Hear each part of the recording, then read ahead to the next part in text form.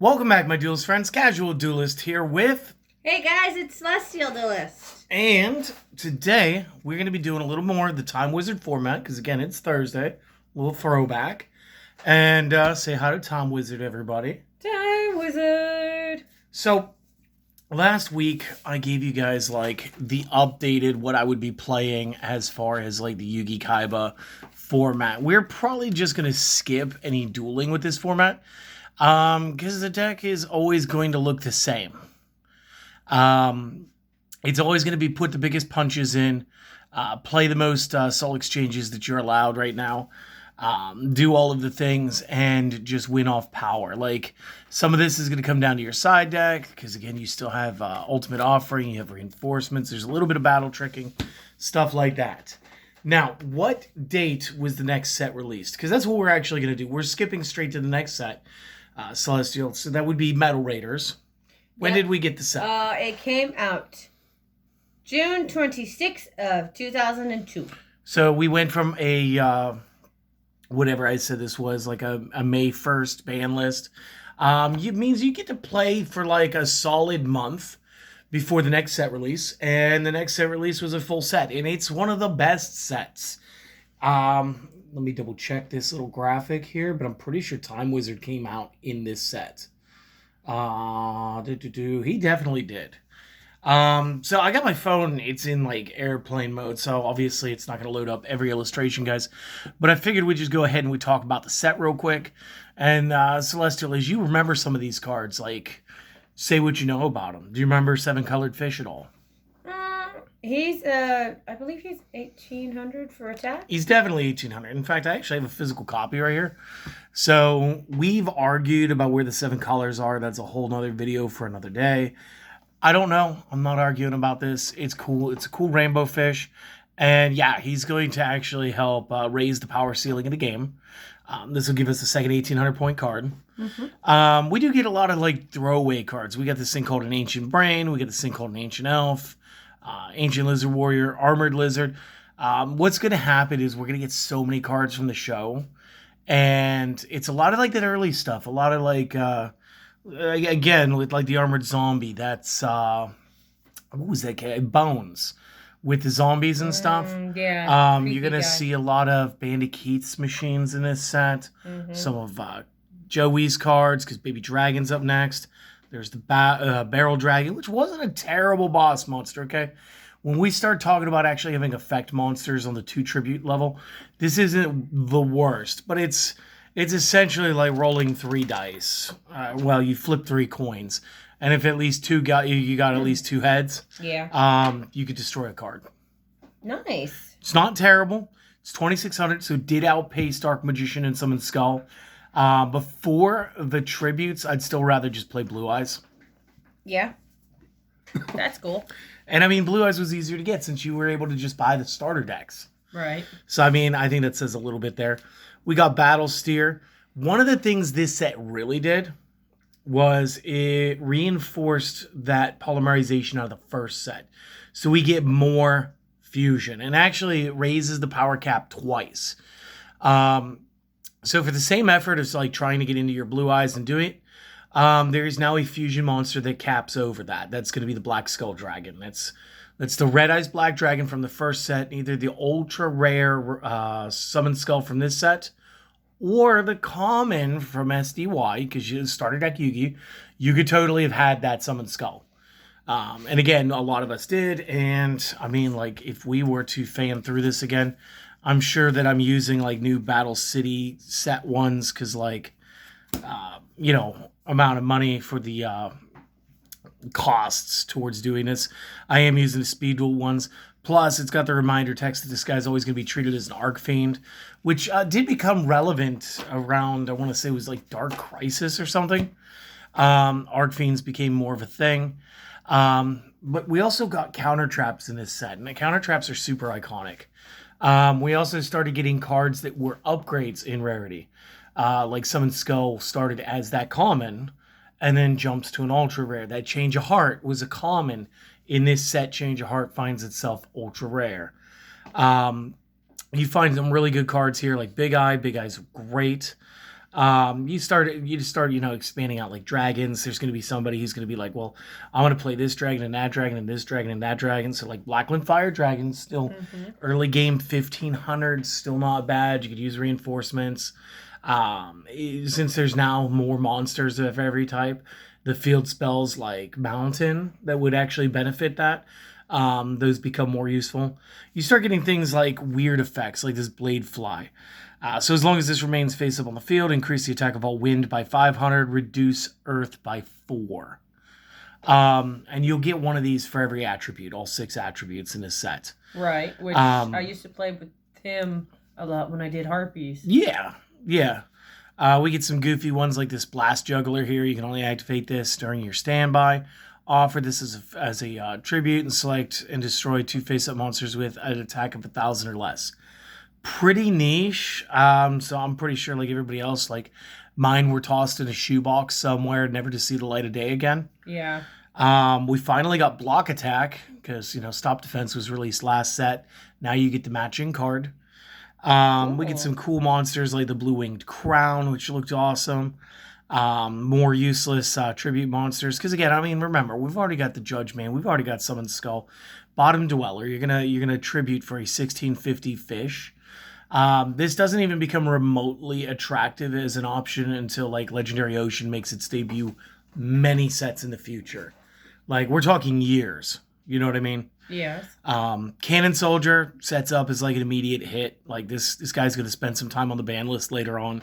He's good. Catapult Turtle. Love me the Catapult Turtle. Still Yes, have you the do. Catapult Turtle that she pulled, or maybe I pulled it. We pulled it out of the retro pack the other day. Like a couple weeks you did, ago. Actually. Yeah, I can't believe. remember. It doesn't matter. It's in the collection now. There's the Change of Heart, Crass Clown. Though the worse off of the 2 clowns, if we're being honest, because clown control becomes a thing later on. We get the Cocoon of Evolution, so we get a little bit of Weevil Underwood in this set. Yeah. Crawling Dragon, 5-star. You might play a 16.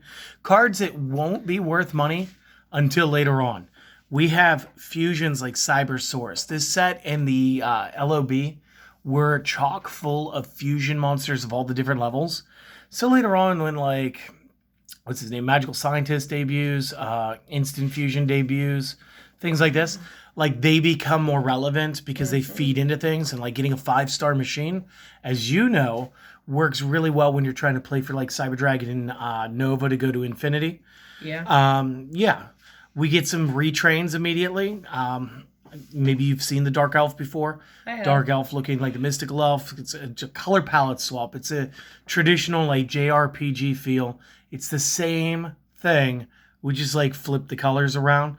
Flipped the stats actually. Turned it from light to dark. Made it go from 800 by 2k defense to 2k attack by 800 defense. This thing actually sees some play very early on.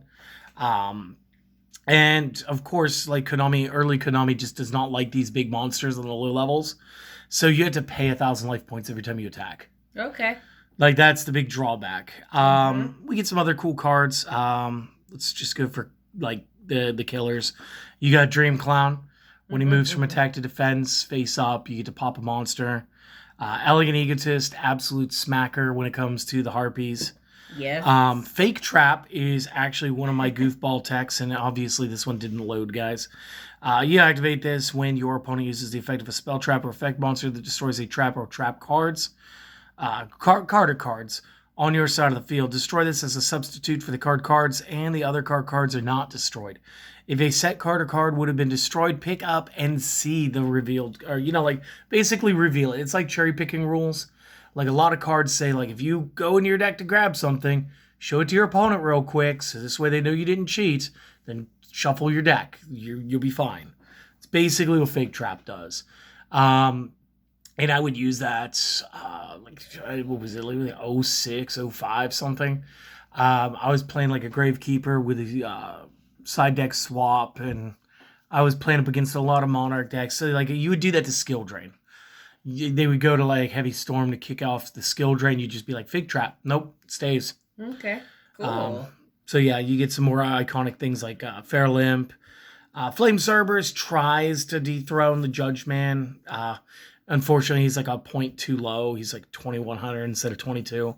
So Judge Man remains in the deck. Even though I think the Flame Cerberus was a better look.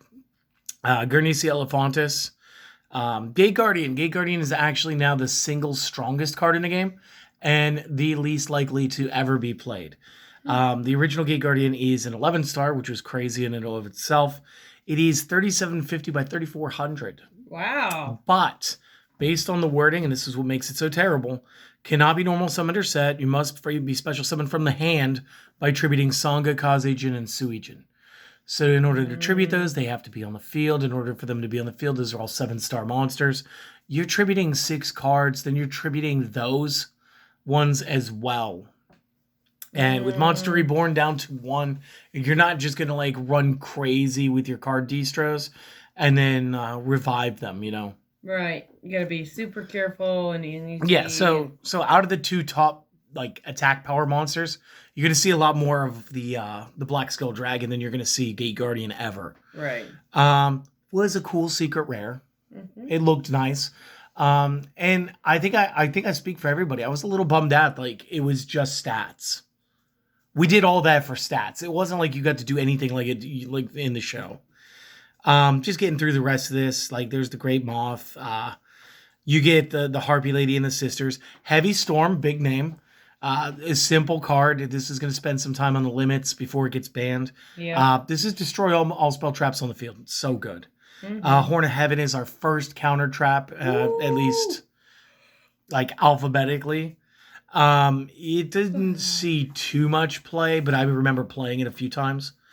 Illusionist Faceless Mage. This would be something that gets a retrain later. Jinzo number 7 kind of like kicks off an archetype, and like we're looking at this thing like number 7. Where's 1 through 6? Right. Then you had the Kazejin, the Suijin, and all that. And the thing that was really particular about those that I was, a little upset with. Once while this is face up on the field during damage calculation of the opponent's turn, if it's being attacked, you may, as a quick effect, target the attacking monster and make its attack 0 during the damage calculation. They did that once per turn in the show. It was once per turn in the show. I understand making it like a thing like this, but like, man, maybe have made it like every other turn or something. Right. These cards had potential, except just kind of looking weird. Kuriboh, technically the first hand trap of Yu-Gi-Oh! During damage calculation, if the opponent attacks you, you may discard it and make battle damage 0 for that. Didn't save your monsters, just you. So, like, you could just drop that on a direct attack and be like, nah, I actually don't die yet. Nope, not yet. Yeah. Again, this is kind of annoying because there's so much right here that, like, is just blanked out. Yeah, I see. Yeah. Nothing with the color. With Magic nothing. Jammer was good. Magician of Faith and Mask of Darkness are going to be amazing. Mask Sorcerer is going to be amazing. Yes.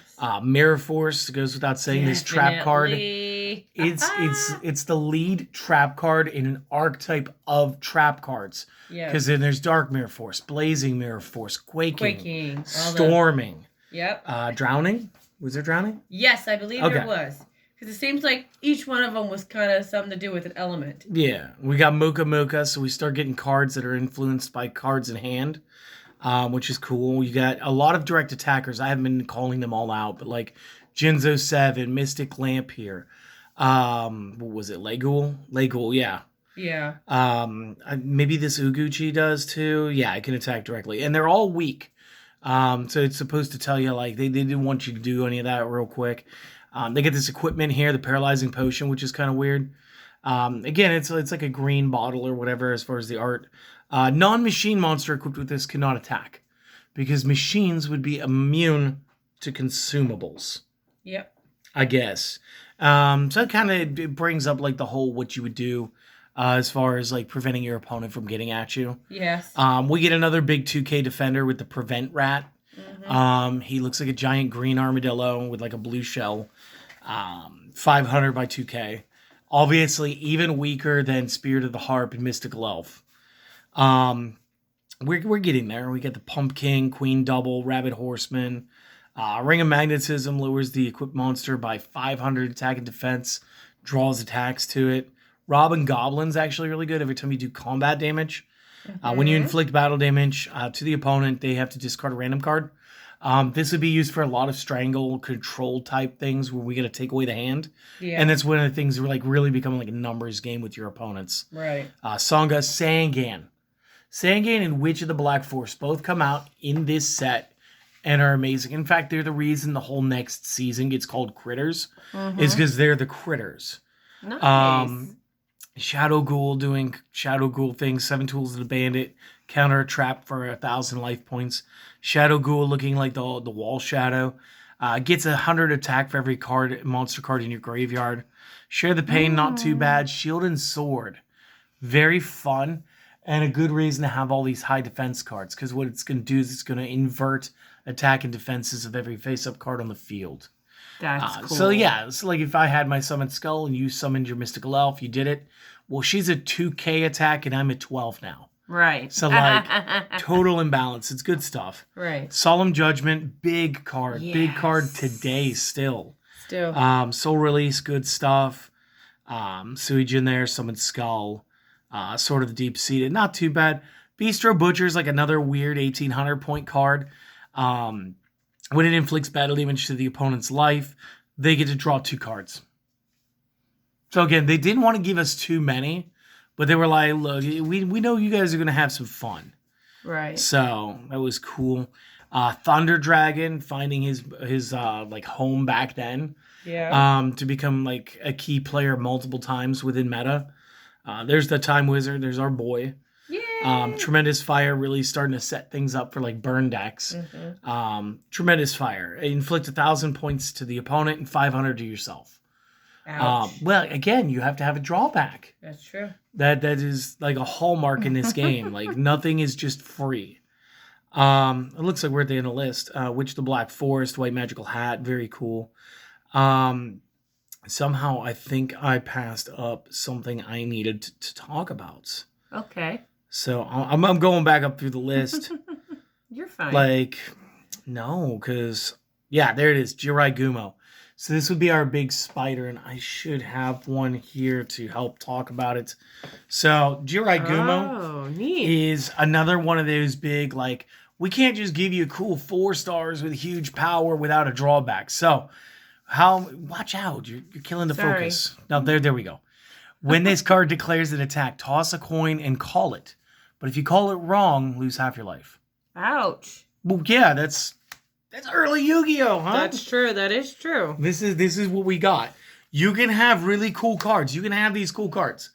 But goodness me, you better use them right. Right. And it's awesome because right now this is what we're going to get to go into.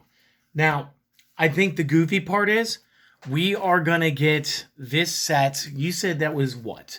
June? No. Yeah. June? June 26th.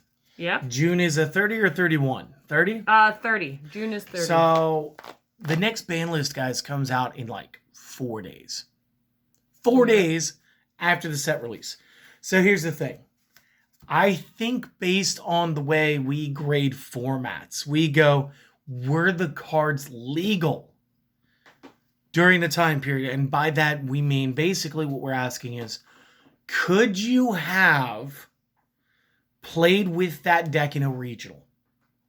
And I do not believe there was a regional event within the 4 days between the set release of Metal Raiders and the July 1st, 2002 ban list. So because of that, I will, of course, make the what if list. I will upgrade this. And, but basically, I think this is actually how this one gets retired, is like this. And then I just have to start again for the critters list. Right. So I think this is just as good as my Yugi Kaiba ban list deck goes. So I got 2 for the pre-ban, 1 for the Yugi Kaiba, and then we're going to start back with critters. Yeah. But I wanted to do something a little extra special. You see, Celestial does not know about this. She didn't go grocery shopping with me the other day. No. She had other things that she was taking care of, which is fine. We know. all do our things, right? Yes. But I messed up. I spent some money. And would you mind, for the fans at home, opening some of these reproduction 25th anniversary booster packs of Metal Raiders, and anything you pull in here is yours. Fine. Anything that you pull, I hope you pull some really cool stuff so that number one, they can see it, and number two, so you can use it against me. Okay. Well, So, I'm starting with this one. Hey, I'm going to do it upside anywhere down. you want. You're going to do it upside down? I'm going to do it upside down. So I just wanted to see if you'd be so kind as to, rip open some cardboard. Okay. All right. Okay, we've got... Am I in the camera there? Oh, yeah, you're perfectly centered. Okay. If you can believe that. You're just magic. I am. We got Rock Ogre Grotto 1. Yeah. Germ Infection. Yep. Launcher Spider. Little bat, little Bandit Keith action. Yeah. Ancient Lizard Warrior. He kind of looks like a pangolin. Yeah, he does. Okay, then we got Princess Tsurgi. We always used to call it Tsurugi, so I don't know if the T is silent or not. Yeah. Is that our regular rare? Is that the foil silver name? Yes, it is. Okay, so there's your rare. Yep. There's that Dragon Piper I was talking about. Yeah. He's kind of okay. Yep. Ish. Guardian of the Labyrinth. Look at that art. It's pretty. Looks like something out of D&D. The Queen's Double. Oh, yeah. And the 7 colors. I mean, and actually, yeah, you can see where the colors actually. Yeah. Okay, so let's argue. So you got green. You maybe have a mid shade that's 2, 3, 4, 5, 6. Okay, maybe there is 7 colors there. Because I was gonna say, I think they're probably. Well, it's like a little orange. orange. No, there's like a little orangish here. This is almost a little different. Maybe I'm just being colorblind. It could be. Where see, I got green. It just looks like light there's blue. seven different. Well, Yeah. no, it's almost like there's a teal in between. Well, see, it would go 1, 2, 3, 4, 5, 6, and then maybe the tail would be 7. That's fine. Who knows? Either way, you have a free and clear 7-colored fish. Yay! I mean, I think I have a small stack, but like you could definitely use that one. Yep. Oh yeah. Okay. All right. Now we have the Illusionist Faceless Mage. Oh yeah. Castle of Dark Illusions. Now, you want to know something cool about this? What's that? This is, I think, the only one that has a 20 and a 30 in the attack and defense values. So it's 920 attack and then 1930 defense. It's just goofy. It is goofy. That is very goofy. Okay. Water Omnix. Omotics. So. Actually, I could have swore that was supposed to be water Omonics. But maybe I've been mispronouncing this whole I time. don't know. The Unhappy Maiden. Aw. Then we have... So sad. Sword and Shield. No, I guess it was always Omotics. And it's a rare. Oh, yeah. So. Ryu Kaishin Powered. Destroyer Golem. I love how he's got like brass knuckles built in or something. It's just a cool design. Something. Gazelle, the King of Mythical Beasts. Do you like how this reprint, since it is after the fact, does count him as a Phantom Beast? It does. That's Very neat. And Larvae Moth. Okay. So.